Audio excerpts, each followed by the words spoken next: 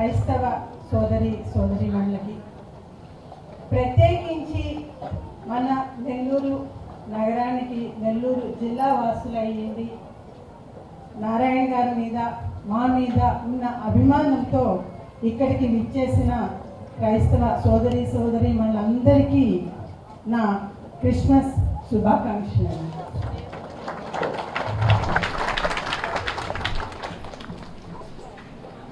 ఇక్కడికి ఒక మహిళా నాయకురాలుగా, మంత్రి నారాయణ గారి భార్యగా ఇక్కడికి వచ్చింది కేవలం క్రిస్మస్ వేడుకల్ని సెలబ్రేట్ చేసుకోవటానికి మాత్రమే కాదండి, మనందరినీ కలిపే ఆ క్రీస్తు ప్రేమని పంచుకోవటానికి నేను ఇక్కడికి రావటం జరిగింది.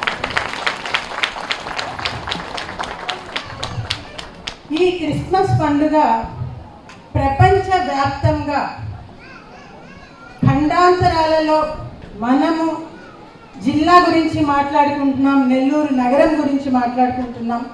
అంతేకాదు రాష్ట్ర వ్యాప్తంగా, ప్రపంచవ్యాప్తంగా ప్రతి ఖండాలుగా ప్రతి చోట జరుపుకునే అత్యధికమైన సంఖ్య, మన ప్రజలలో అత్యధికమైన సంఖ్య జరుపుకునే ఏకైక పండుగ ఏంటంటే అది క్రిస్మస్ పండుగ. ఈ పండుగల్లో మీకు అందరికీ తెలిసిన విషయమే, ఆయా చర్చిల ద్వారా క్వారల్స్ వెళ్ళి క్రిస్మస్ గీతాలని ఆలపిస్తారు. అలాగే పేదలకి వస్త్రాలను పంపిణీ చేస్తారు, భోజనాలు పెడతారు. ఇవన్నీ మనం చూస్తూ ఉన్నాం. క్రిస్మస్ని, ఒక క్రిస్మస్ ట్రీని సెలబ్రేట్ చేయటము, లేకపోతే ఒక చర్చిల్ని దీపాలంకరణ ద్వారా దాన్ని అలంకరించటము, ప్రతి ఒక్కళ్ళు చాలా ఉత్సాహంగా పాల్గొనటము మనము ఇక్కడ ప్రతి చోట చూస్తూనే ఉంటాం. అదేవిధంగా పోయిన సంవత్సరం నేను ఈ టైం అప్పుడు, పోయిన క్రిస్మస్ అప్పుడు యునైటెడ్ స్టేట్స్ ఆఫ్ అమెరికాకి వెళ్ళటం జరిగింది. అక్కడ కాలిఫోర్నియాలోని శాండియాగో అన్న ప్లేస్కి వెళ్ళాను. వెళ్ళినప్పుడు అక్కడ మా ఫ్రెండ్స్, బంధువులందరూ కలిసి నన్ను ఒక ప్లేస్కి తీసుకొని వెళ్ళారు. అదేంటంటే క్రిస్టియన్ కేన్ రోడ్.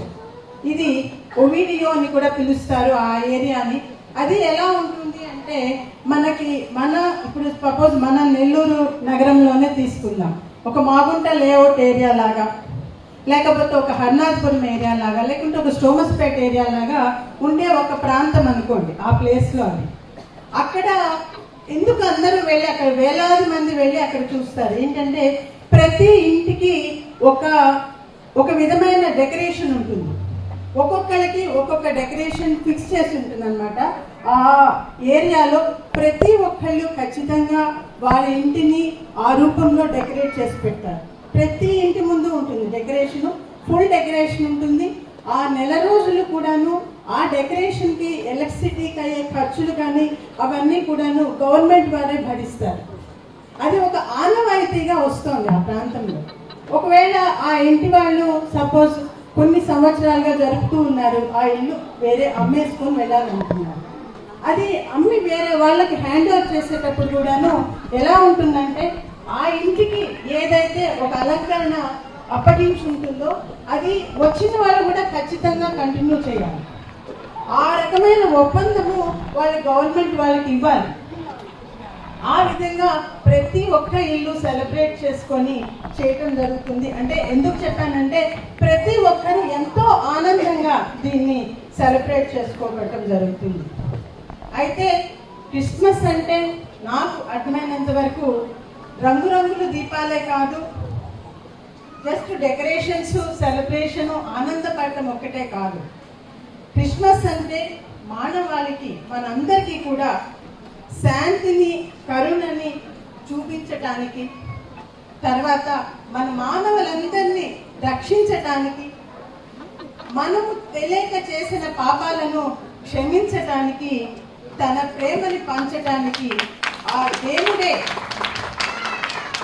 మనిషిగా భూమి మీదకి వచ్చిన రోజు ఈ క్రిస్మస్ డే. అంతటి విశేషం ఉంది కాబట్టే ఆ మహిమ గల రోజుని మనం ఇన్ని రోజులు మనం ఆచరించిస్తూ వస్తున్నాం. ఈ యేసుక్రీస్తు బోధనలో నాకు ఒకటి బాగా నచ్చిన విషయం ఉంది. నిన్ను వలె నీ పొరుగు వారిని ప్రేమించు. మనల్ని మనము ప్రేమించుకుంటాం, మనల్ని మనము ప్రతి ఒక్కళ్ళము ఇష్టపడతాం, అందులో ప్రత్యేకత ఏమీ లేదు. కానీ నిన్ను నువ్వు ఎలా ప్రేమించుకుంటావో అదే విధంగా మన పొరుగు వారిని కూడా ప్రేమించండి. అలా జరిగినప్పుడు ఏమవుతుంది, కుల మతాలకి అతీతంగా మనం ఒకరినొకరిని గౌరవించుకుంటాము. దీనివల్ల ఒక ప్రశాంతమైన వాతావరణం పొందుపరిచి ఉంటుంది. ఈ కాంటెస్ట్ నేను మాట్లాడేటప్పుడు నాకు ఇప్పుడే మనసులోకి వచ్చిన ఒక విషయము గుర్తొచ్చింది, ఒక వ్యక్తి గుర్తొచ్చారు. అది ఎవరు అంటే మా అత్తయ్య, నారాయణ గారి మదర్. ఆమె ఏం చదువుకోలేదు, నిశాని వేలిముద్ర మాత్రమే వేయగలుగుతుంది. చాలా కష్టం మీద ఆమె 50 సంవత్సరాలు ఉన్నప్పుడేమో ఒక సంతకం పెట్టడం చాలా కష్టంగా నేర్చుకున్నారు. కానీ ఆమె ప్రతిరోజు దేవుడికి దండం పెట్టుకున్నప్పుడు తన బాగుండాలి ఫ్యామిలీ అనుకున్న తర్వాత ఏం చెప్పేవాళ్ళంటే, ఇరుగు చల్లనా పొరుగు చల్లనా, ఇరుగు చల్లనా పొరుగు చల్లనా అని చెప్పి దండం పెట్టుకున్న వాళ్ళు నాకు చెప్పేవాళ్ళు, రమా ఎప్పుడైనా దేవుడికి దండం పెట్టుకున్నప్పుడు మనము మన కుటుంబము బాగుండాలి అనే దాంతో పాటు ఇరుగు చల్లనా పొరుగు చల్లనా అని అనుకోవాలమ్మా. అప్పుడే మన ఇరుగు పొరుగు వాళ్ళందరూ బాగున్నప్పుడే మనం కూడా బాగుంటాము అని ఆమె నాకు చెప్పేవాళ్ళు. ఈ సందర్భంగా నాకు వెంటనే స్ట్రైక్ అయిన వర్డ్ అది. తర్వాత మనము మన భారతదేశం మనకందరికీ తెలిసిన విషయము, భిన్నత్వంలో ఏకత్వం. రకరకాలైన మనకి రిలీజన్స్ ఉన్నాయి. ప్రతి ఒక్కరు ఒక్కొక్క రకమైన పద్ధతి ద్వారా మనము భగవంతుని కొలవటం జరుగుతుంది. అది దేవాలయం రూపంలో అయిండొచ్చు, లేకపోతే యేసు ప్రభు రూపంలో అయిండొచ్చు, లేకపోతే ఇంకొక మన మసీదుకి వెళ్ళి మనము అక్కడ కూడా ప్రార్థన చేసి మన ప్రార్థనను దేవుడికి అందే విధంగా మనం చేసుకుంటూ ఉంటాము. ఏది ఏమైనా కూడాను ఏ విధంగా మనము హిందూ విధంగా అయినా కానీ, హిందుత్వం ద్వారా కానీ, లేకుంటే క్రిస్టియానిటీ ద్వారా కానీ, లేకపోతే మనము ముస్లిం విధంలో కానీ, ఏ విధంగా ఏ పఠనం చేసినా, బైబిల్ పఠనం చేసినా, మన భగవద్గీత చేసినా, లేకుంటే ఖురాన్ పఠనం చేసినా, ఏదైనా అయిండొచ్చు, వాటన్నిటి సారాంశం ఒక్కటే. అదేంటంటే చీకటిని తొలగించి వెలుగుని నింపటం. ఇక్కడ చీకటిని తొలగించి వెలుగుని నింపటం అంటే మనం లైట్లు వేసి చీకటిని తీసేసి వెలుగుని నింపటం కాదండి. మనలోని అజ్ఞానాన్ని తీసేసి జ్ఞానాన్ని నింపటం. అదే రకంగా మనలోని అశాంతిని తీసేసి మనలో శాంతిని నింపటం. అదే విధంగా మనలోని బాధని తీసేసి మన మనసుని సంతోషంతో నింపటం. ఇది ప్రతి మతం వెనుక ఉండే అంతరార్థం అండి. కాబట్టి మనందరికీ ఈ వెలుగు, చీకటిని తొలగించి వెలుగు అనేది నా ఉద్దేశంలో జ్ఞానము, సంతోషము, శాంతి, వీటన్నిటి వెలుగుతో మీ అందరి జీవితాలు నిండి ఉండాలని ఈ క్రిస్మస్ సందర్భంగా నేను ప్రత్యేకంగా భగవంతుని కోరుకుంటున్నాను. ఈ క్రిస్మస్ మీ అందరి జీవితాల్లో సంతోషాన్ని, ఆయుర ఆరోగ్యాలని మరియు అష్టైశ్వర్యాలని ప్రసాదించాలని, నింపాలని ఆ భగవంతుని మనస్సు పూర్తిగా ప్రార్థిస్తున్నాను. క్రీస్తు చూపిన ఈ శాంతి మార్గంలో ప్రేమ తత్వంతో మనందరం పయనిద్దాం. మీ అందరికీ ఇంకొకసారి ప్రత్యేకమైన క్రిస్మస్ శుభాకాంక్షలు. యాక్చువల్గా ఈ మీటింగ్కి ముందు స్టార్ట్ చేసేటప్పుడు చెప్పాల్సిన విషయము, అయినా కూడాను ఆఖరిలో చెప్తున్నందుకు ఏమనుకోకండి.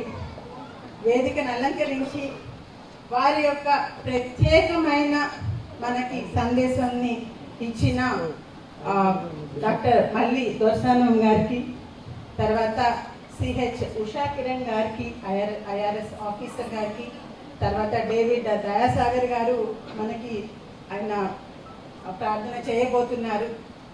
వీరందరికీ దాంతోపాటుగా నవీన ఈ ప్రోగ్రామ్ని చాలా చీర్ఫుల్గా చేయగలిగింది అంటే నవీన ఎఫర్ట్స్ ఖచ్చితంగా దీని వెనకాల ఉన్నాయి.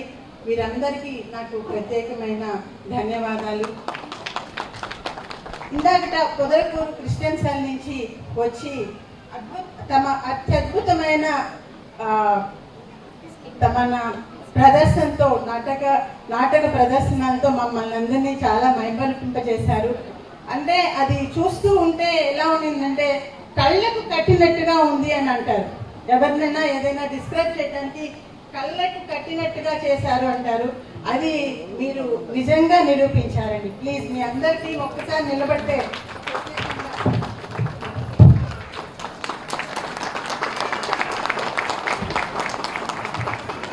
పొదలకూరు చర్చ్ నుంచి కదండి. థ్యాంక్ యూ అండి, థ్యాంక్ యూ సో మచ్. అందరూ మేము చాలా మైమర్చిపోయేలాగా చేశారు. ప్రత్యేకమైన ధన్యవాదాలండి. అండ్ అఫ్ కోర్స్ దీని అంతటికీ లైవ్లీనెస్ తెచ్చిన ఆర్కెస్ట్రా మెంబర్స్. చరిత్ర సృష్టించినోడు ఇప్పుడు ఆ చరిత్రని తిరగరాయబోతున్నాడు. అబద్ధాల గోడల్ని బద్దలు కొట్టి నిజాలను రాగా మీ ముందుంచబోతున్నాడు. నిజమైన వార్తల కోసం వెంటనే డౌన్లోడ్ చేసుకోండి రా యాప్ని.